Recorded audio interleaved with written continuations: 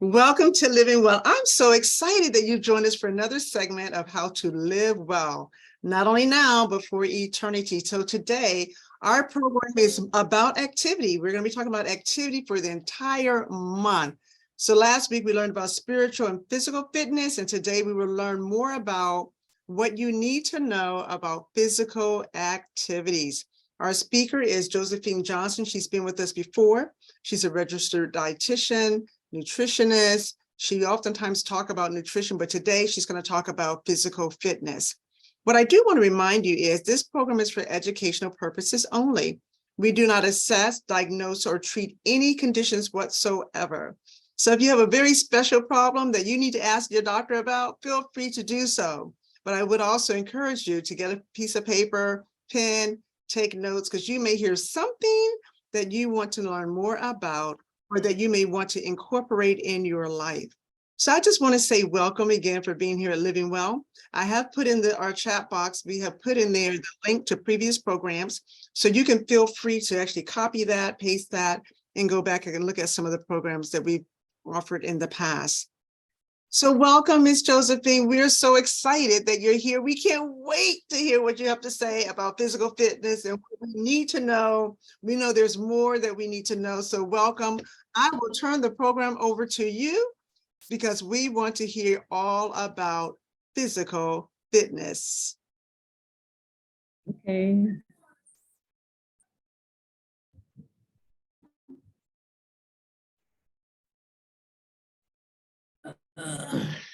Give me a second. Let me see if I get my start sharing.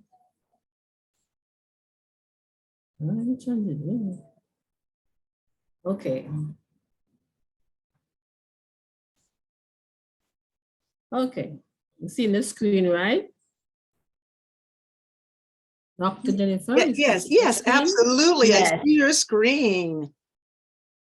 Okay, good afternoon to everyone. It's always a pleasure for me to give my input on this program, which I love very much, which is very informative.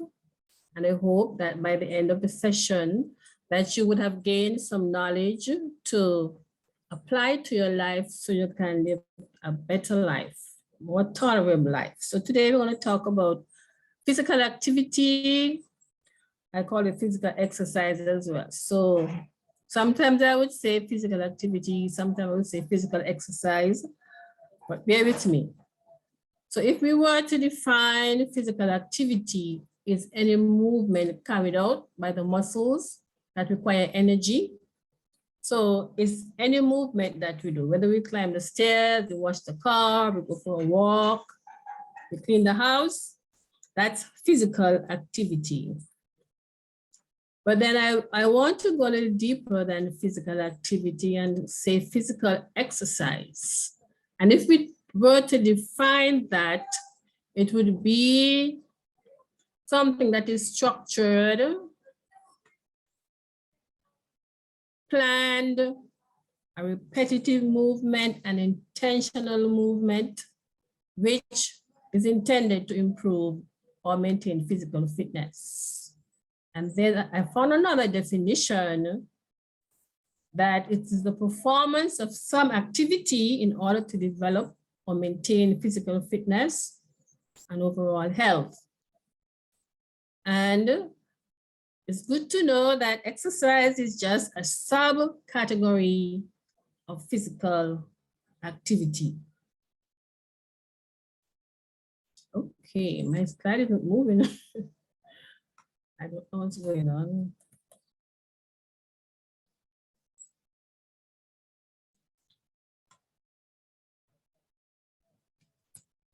I'm not, my slide is, okay. Okay, thank you.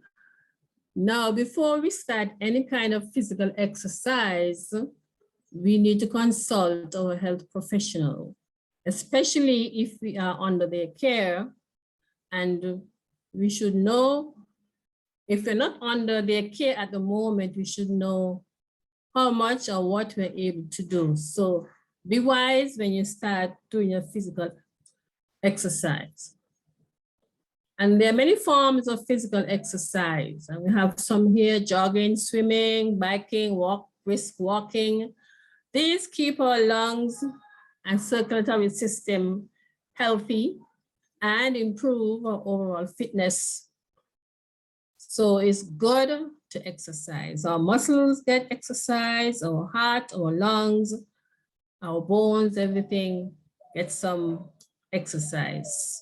So we have the aerobic, anaerobic, muscle strengthening, bone strengthening, and stretching.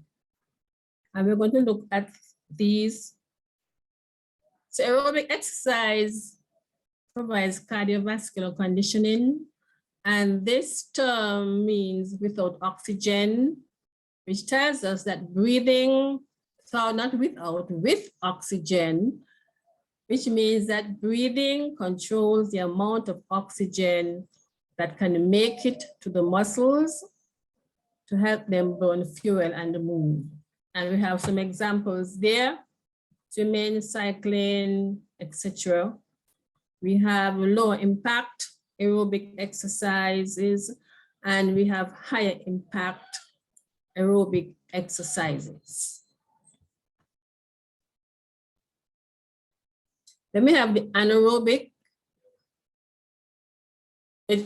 This exercise we do in the absence of oxygen. Unlike the aerobic exercises which use oxygen, this one is exercise that involves intense, powerful muscle contractions that require energy faster than oxygen. So in this case, glycogen, which is a stored form of glucose, is used for this type of exercise, not oxygen. And some examples of the anaerobic exercise is like jumping rope, sprinting, push-ups, biking, burpees, and it has many benefits. It's a great way to improve your cardiovascular endurance, as well as build and maintain muscles and lose weight. Then we have exercises to strengthen your bones. You have your foot stomps, your bicep curls, shoulder lifts, hamstrings, standing leg raises, squats, and standing on one leg. For most of these things, they are for strengthening your bones. Stretching builds overall flexibility. It gives your mind and body a chance to reflect on what you just did, the workout you just did. And stretching also helps to reduce post-exercise muscle soreness and stiffness, because I'm sure that some of us have experienced these muscle soreness and stiffness after exercise. But when we do some stretches, after a while, it goes away. So, what clothes should we be using to do our exercise? You choose clothes that work with your activity. So if you're going to be stretching, you're not going to put on any jeans or any tight cotton thing that can't stretch. If you're going to stretch, you need something that can work with your activity. Your clothes should be comfortable, help you to move easily. And you have to wear clothes that will let the air circulate and help the sweat to evaporate from your body. So do your research and find out which clothes are suitable for you, for where you are, and get moving.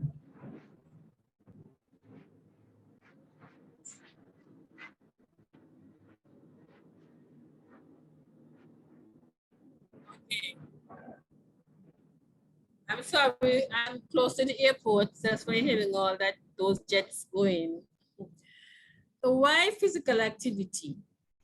The way we choose to move our body can have an impact on our overall health and well-being. Exercise is an important step in both living a healthy lifestyle and preventing future disease or complications. So what's the recommendation for physical exercise? For the aerobic, it's 150 minutes of moderate intensity and 2 days of muscle strengthening per week. 75 minutes of intense activity per week. And you can combine both moderate and intense if you want to do the two of them together. If you don't have, because 150 minutes is like 30 minutes a day for 5 days, and you can break it up into 15 minutes in the morning, 15 minutes in the afternoon, or 10 minutes 3 times a day to suit your schedule. If you want to provide even greater health benefit to assist with weight loss or weight maintenance, you can do twice the 150 or twice the 75, but you should know how much you can do.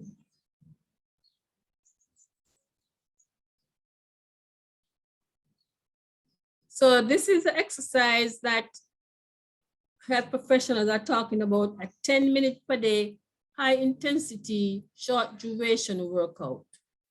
You don't need to go to the gym, and it works well. There are studies that show that this works well. And all these things, you can do squats, push-ups, backward lunges, jumping jacks, high knees. And this exercise lowers cholesterol, reduces the risk of diabetes, help with insulin resistance, because it cranks up your metabolism and it builds your muscle. It builds muscle instead of flab. And even after you finish exercising, over the next 12 plus hours, your body is still burning fat.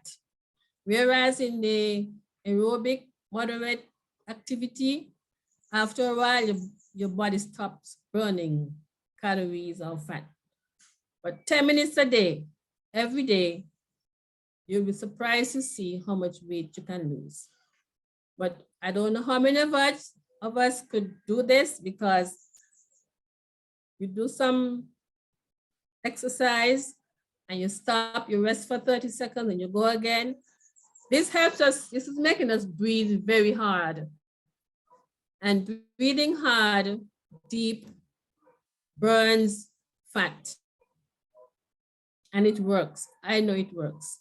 If you look at people with, those of us who are familiar with the term chronic obstructive pulmonary diseases, persons with their emphysema, and a lot of them are slim persons because they have to do a lot of hard breathing because of the congestion in their lungs. So they're not going to be fat people because of the way they breathe.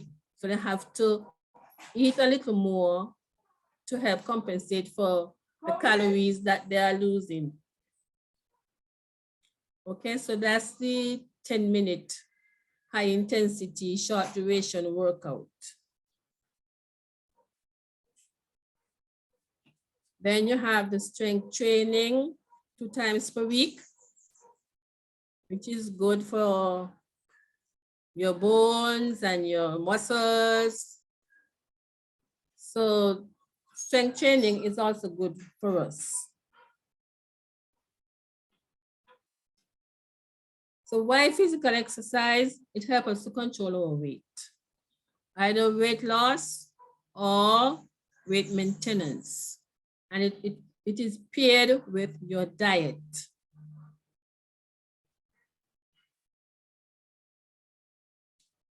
Now, talking about weight loss, if you want to lose 1 pound of fat per week, you have to burn 3,500 calories per week. That is 500 calories per day. And you can do that by eating fewer calories, pairing with increased physical activity time. So the 2 of them can be combined for you to lose 500 calories a day, which is 1 pound of fat. Some people lose 2 if they double up on their calories, but you have to know, you have to get some sort of guidance from a health professional about how much calories you should be taking in and what you should eat to help to lose the 500 calories per day for you to lose the weight. And this is a picture of how a pound of fat look. So when you're losing the fat, you should be gaining muscle. If you do the diet and the exercise together. So you lose 1 pound of fat and you get 1 pound of muscle at some point, which is the muscle is healthier and heavier than the fat. So if you lose the fat and you realize that you're still the same weight, you're going to be healthy because you're gaining muscle and you're going to probably gain some weight. When you lose the fat, fat is light, muscle is heavier. So don't be alarmed when you realize, well, I'm not losing any weight, but check and see if how your muscle is, if you have gained more muscle. Physical exercise also reduces the risk of heart disease. It improves the circulation and it increases the blood flow. More oxygen is going to your heart, to your body, your brain.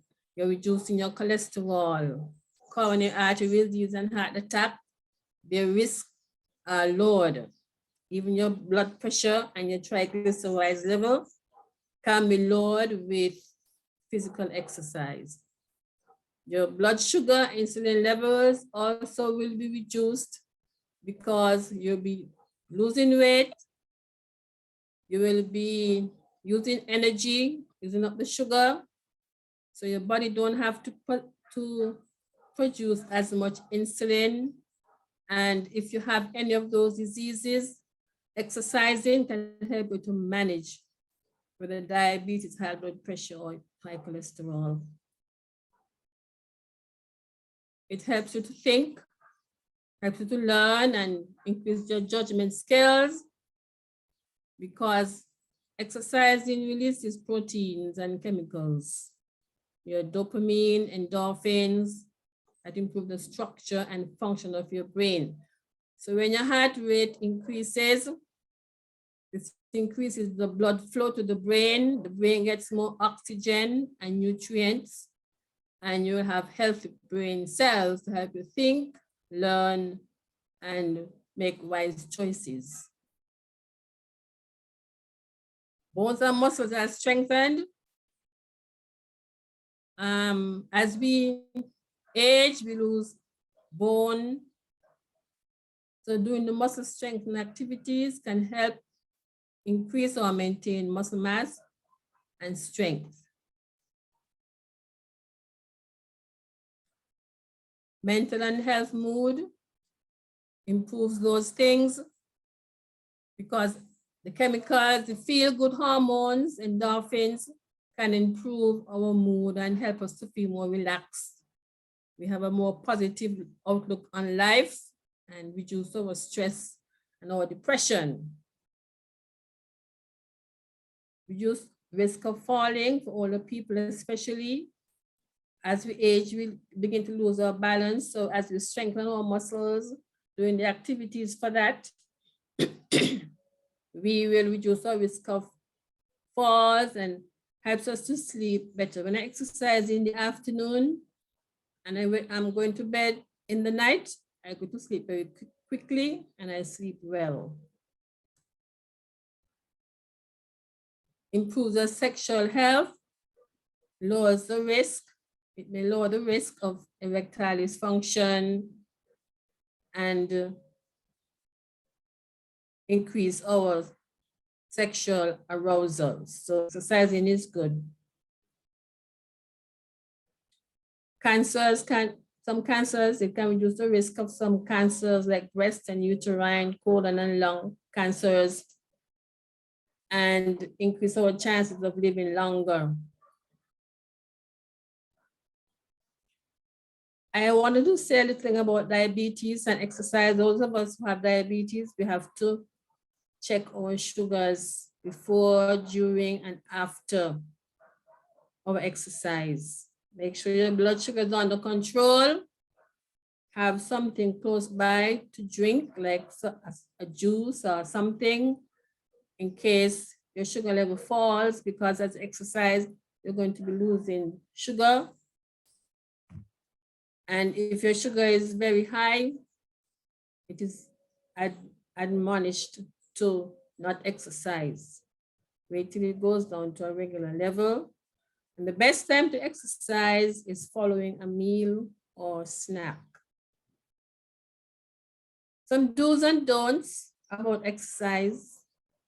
You need to warm up your muscles before exercise. It lowers the risk of injury. When your muscles are warm, they can stretch further and you can perform better. Follow a professionally designed plan. There are lots of them on the internet, but you have to be careful which one you choose, because some of them can be scams or fake and say they are free. So do some research about somebody who's a professional trainer, so you can follow a program that they have, which is effective.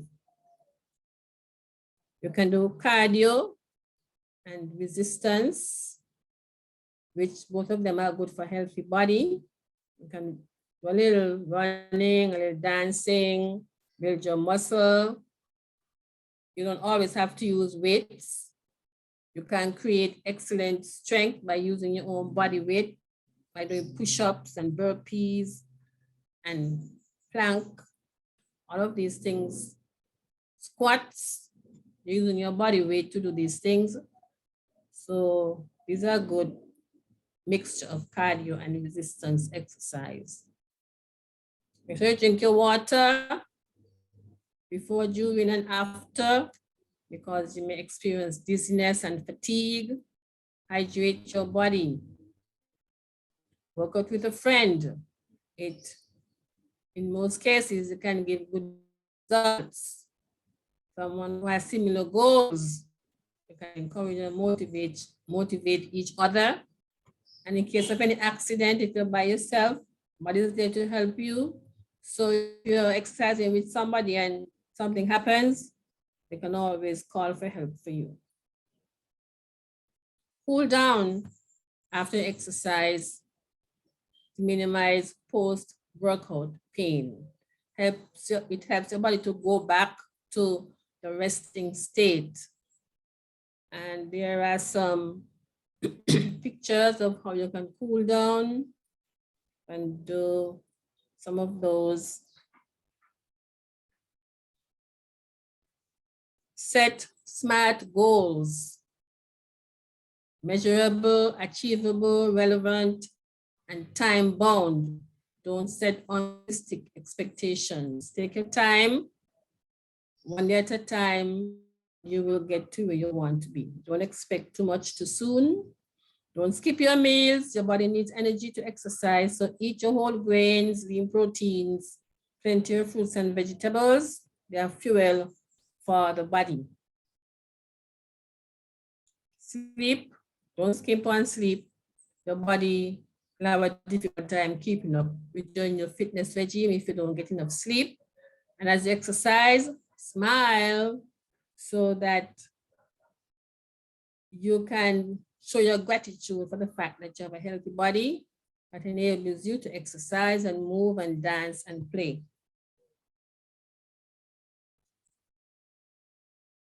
There's a way you can understand and measure the intensity of your aerobic activity and how it affects the heart. I came across this math problem here to know if you're exercising at your maximum, your heart is at your maximum. By 220 is the maximum heart rate that they give. Sorry. And you take your age from that, which I did mine, 220 minus 68. So my estimated maximum heart rate is 152 beats per minute. So it should be 64%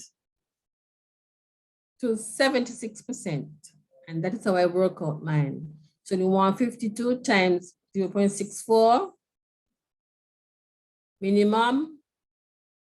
So my heart rate should be between 97 and 116.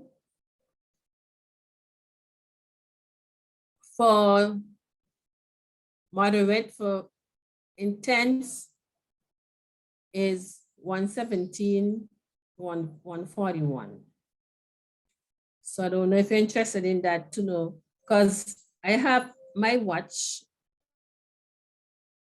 Apple Watch, which shows me what my heartbeat is when I'm exercising. When I'm going up a hill, it will reach probably 150 something. So that's something good to know. The talk test is a simple way to measure relative intensity. So if you're doing moderate intensity activity, you can talk, but you can't sing during that activity. Okay, if you're doing tennis, ballroom dancing, water aerobics, you're able to talk, but you can't sing during that activity. That's how you know that you're really exercising moderately. But if you're doing the vigorous activity, you can only say a few words at a time because you have to stop and pause for a breath. So if you're race walking, jogging, or running, swimming laps, tennis by yourself, bicycling 10 miles per hour, heavy gardening, hiking up a hill, you won't be able to say a whole long sentence. Just a few words to stop for breath. I'm sure you have experienced that yourself. That tells you whether you're doing good. There are some barriers to physical activity though, physical exercise. Sometimes I don't have enough time to exercise. But you be creative. Squeeze some exercise in throughout the day. If you don't have time for the full 30 minutes, you can do 10 minutes. You can get up earlier. You can drive less and walk more. Or prioritize your rituals, revamp your rituals. Instead of going, as this says, on a Saturday afternoon to sit down and talk with somebody or something like that, go for a walk. So get the time, find the time. Some say exercise is boring because you repeat the same thing. Well, change your routine, change what you're doing, change your activity that you do regularly. Do something you enjoy, stay with a routine, exercise with friends. You can explore new options, learn new skills. Some people will say, I don't look for the exercise clothes. I'm self-conscious about how I look. So don't get down so hard on yourself. I'm sure if you go walk about in your clothes, you see somebody who say, oh, and then you might say, well, I don't look too bad after all. But the other person don't care how they look. They know that they're exercising. So remember that you're doing it for your health and focus on how much stronger you will feel after the workout. If you're self-conscious, well, don't go where a lot of people are. But gradually, you can get yourself in. Nobody is going to, well, I guess if they talk about you, you're not going to know, probably. But don't worry about that. Commit yourself to your health. And remember that as you become fitter and more comfortable exercising, your self-confidence is likely to improve. Because as you lose the weight and you look better, you're going to feel good about yourself. If you think you're too tired after work, you don't have any energy, you can do morning exercise. Some people go walking during their lunchtime. Get a half an hour for lunch, you can go for a little walk around the compound. Some people also exercise in their offices. They have office. If you Google, you could find office exercise. If you're comfortable with that and if you're allowed to do that, if you have the privilege of doing that, you can do some exercise in your office. Don't be too lazy. Set realistic expectations, work with your nature, not against it. Schedule exercise as you would schedule an important appointment. Don't get too lazy. Don't wait till the doctor tell you have to exercise to go and exercise. Exercise, know that you have the strength and the energy.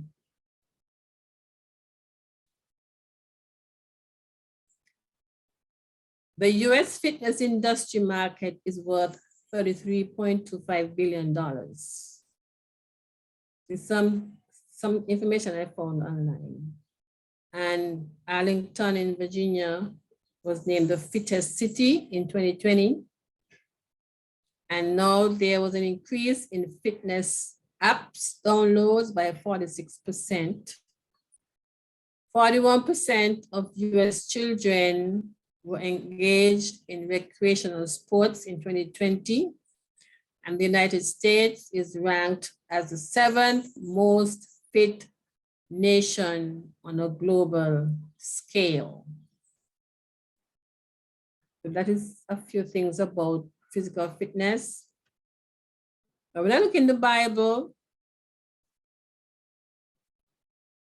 and I looked at 1 Timothy 4:8, it says physical training is of some value, but godliness has value for all things, holding promise for both the present and life to come. Our physical fitness in most cases affect also our spiritual fitness and the things we can do for God. He has given us this body, and he said it is his temple, and we are to work for him. But if we are not well, we cannot work for God if we're not well. But when we eat properly and we do physical exercise, we will be in good condition to do God's work. So let us not run like some running aimlessly. And do not fight like a boxer beating the air. So when we are going to preach to others about living healthy, exercising, eating well, let us make sure that we as Christians are doing the same thing. Don't let ourselves be a castaway. If we are serious about God and his work and our bodies, we're going to do all that it asks us to do. And this program is giving us very vital information for us to live now and to prepare us for eternity. So may God bless us this afternoon as we have heard these words, and may we take them and put them into action so we can live a more tolerable life and God can be pleased with what we're doing. Thank you. Wow, Josephine, what an amazing presentation. Thank you for sharing that. You know, as you were talking, I was listening. I'm saying there's really no excuse for us not to exercise. We don't have any excuse. I mean, you know, really, because much of the exercises that we're doing are free. We can do those squats. We can do all those things at home. I know people who use cans, just regular cans of food, and they do their little curls and they do their little with cans. I know of people who stand in the doorway and do press the door frame. So, and squats are free. So thank you for sharing that. There's no excuse. And I love what you said about the benefit to our brain, our heart, and our lungs. So many times we hear people having a stroke or a heart attack, and many times that's related to not having enough oxygen, or it could be a clot, of course, to the brain, you know, or the lung or to the heart. But a lot of it has to do with lack of oxygen. Yeah. And that's why individuals have those incidences. I do see a question about what are burpees. I'll let you answer that. Yeah, for Larry to know what is a burpee, you have to see somebody do it or go online, because it's a very difficult exercise where you're going to be standing with your hands in the air, do a little jump, and then you go down on all fours. When you do a squat, it's one continuous thing you're doing, but it's not easy to do. So I cannot show him what. Okay. So Is he will there, have, it's a combination of what 3 different moves. okay, So okay. he can go online and look and see how to do a burpee. I don't know if he wants to try it. That'd be All good. right. All right. So burpees, if you don't know what it is, Josephine said, go online. Stan, do you know what a burpee is? Absolutely. Okay. I figured you knew. It's like an extreme pull-up. Yeah. Okay. I'll just say it that way. All But right. I had a question, as important as exercise is, and we realize that, on the other end of the totem pole, being overweight and obese, it seems to be growing and growing and growing also, even unfortunately in our church community. What advice would you may have for our people in our congregations? Or food combinations. First of all, we have to see the need for change. Mhm. If we don't see the need for change, we're not going to want to change. And it's a pity that we have to wait until things get really bad for us to want to change. So when we have the need to change and we get the counsel on changing, we can be advised on how to eat, because diet is very important in our life. Diet and exercise, they go hand in hand. Depends on the person. Everything is individual. So as an individual, you have to get what suits you, because what suits you may not suit me. So getting the instruction from a professional will have to be on an individual basis as how you should eat. But in all cases, we like to say eat healthy. What is eating healthy? And that comes down to really an individual. What your economic status, if you have any dietary issues, and all of that, where you live, you have to take a number of factors into consideration when you're going to tell somebody how to eat. Because how I could eat, the person may not be able to eat based on a lot of factors. So I think that's great counsel. I do know, to your point, Stan, about how do you get Christian believers to understand the importance of not only fitness, but the food, how that relates to their faith in God. And I think the more we keep talking about that our bodies are the temple of God, that whatever we eat, whatever we drink, whatever we do all to the glory of God, it has to be a desire to want to change. Unfortunately, Yes. as Josephine said, it's oftentimes when we get a diagnosis from a doctor, that's when we decide we want to make a change. And many times, sometimes there's some damage to our body that may not be reversible. But with the early diagnosis of diabetes or hypertension or any disease, if lifestyle changes are made right away, you can improve your outcome. I mean, it's not too late. I always say it's not too late to make a healthy lifestyle. It's never too late. So I would say we have to just keep preaching the word. The Bible says in season and out of season. Because again, people hear it and oh, I know, so they kind of wave you off, or that's you're slim already, you're fit already. But when we begin to realize our obligation to God about our bodies and what we eat, drink, and do, until that is pricked in your heart, until that happens, it will be our job to just keep on caroling and saying the message and reminding people of that accountability. But a great question, Stan. Thank you. Any other questions? So, my thing is I seem like you did a really good job. You did a good job, Miss Josephine, talking about from the head to the toe, we should be fit. Because if we use fitness, our brains will have more oxygen. And, to think that we can be smarter, think clearer, have better judgment with exercise. Oh my, I mean, you would think people would be running out there to exercise and doing those jumping jacks, getting them in, just because it's going to help you smarter and go to sleep. And man, even the fact that it affects our relationships with others, how we interact with others. I love that. Yes. Any other questions for Ms. Johnson about this fitness, or just comments?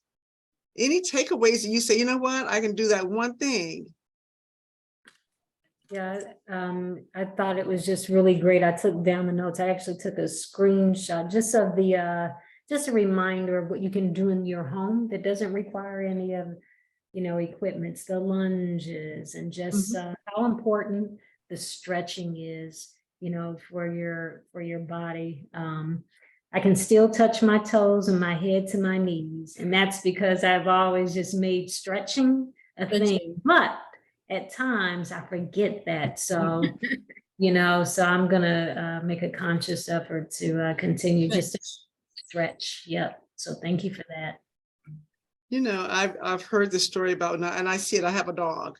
And many times dogs and cats, they will stretch out, and we're just thinking they're doing it, but God has put innate inside of them the importance of stretching.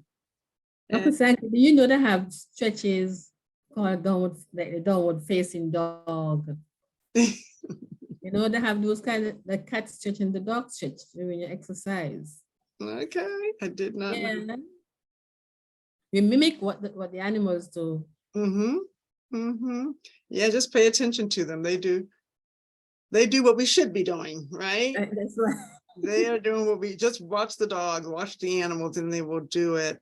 The other thing is, I think we want to be mindful that God wants us to be healthy, happy, and holy. And she mentioned that exercises help you smile more and be happier, give those positive, good endorphins. And so when people are walking around sad, we need to say, do you need to exercise a little more? Yeah. Get moving, get into the sunshine, because you are not smiling, So I think that people are missing out on all these benefits. Smile more, better relationships with other people, clearer mind, more energy. So after we close out today, we have no excuse to not exercise. Our bodies are the temple of God, and whatever we eat, drink, or do, we need to do all to the glory of God, because he will hold us accountable for it. Yeah. You talked about the different apps that are free that can help us to monitor our exercising. The other thing I liked is that you gave us those calculations. I'm surprised you didn't have us calculate our pulse rate, Miss Josephine. You did yours, but usually you have us get a piece of paper and write ours out. So I did mine. I did the 220, right? Minus 62, which is my age. And then I multiplied that by, was it 65? 0.64. Okay. 0.64. It was 64? 64 and 70 something. Oh, okay. Okay. So 64%. Okay. And it was, I thought it was 70. Was it 74? Or 72? 72. Two numbers I gave you, 70, Yes. 64 and 70 something. So I did the first one and mine was 101. So I need to get my heart rate up to that at least.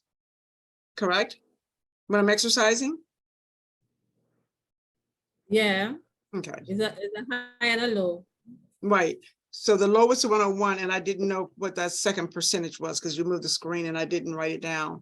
But again, I think that's important to know because sometimes people are resting and their heart rate is racing. That is not good. If you're just sitting and your heart goes to start beating really, really fast, and you check your pulse and you haven't done any, exercise, exertion, or anything like that, that poses risk for concern, and you should check with your doctor. Yes. Absolutely. Any other questions for Ms. Johnson? So she's told us what we need to know. And what we need to know is get moving, because it will help us live healthier, happier, and holier. And we can please God. live that more abundant life. Thank you so much. You don't want to miss next week. We'll continue to talk about exercise and maybe some of this stuff you've heard in the past, but share it with someone else. I gave you the link to the YouTube channel. So if you don't get it personally, you can always go there and find the videos from any recording that we've done for the last 2 years. And so it's there. I would say share with other people, because that's really why we're here, is not to only live healthy now and for eternity, but to help others as well on their journey of living healthier. So we want people to live well for life, eternal life, and even for now.